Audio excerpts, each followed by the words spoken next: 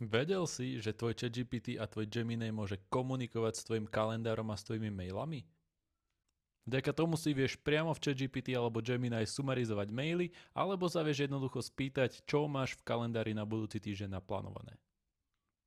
Takže keď v aplikácii Gemini naľavo dole klikneme na nastavenia, tu zvolíme aplikácie, zoskrolujeme sa troška nižšie, tak je veľmi dôležité, aby sme tu mali povolený prístup ku Google Workspace.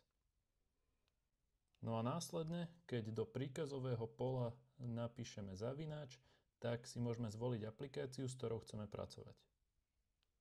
Môžeme napríklad napísať Google kalendáru, aby nám vypísal voľné termíny na 3-hodinové stretnutie v týždni od 12. januára 2026.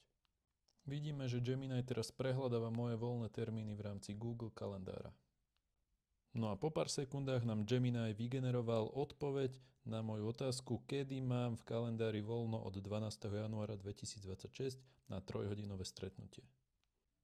Nezabudni nám dať follow, ak si ešte nedal, aby si mal stále prístup k takýmto tipom a trikom o umelej inteligencii.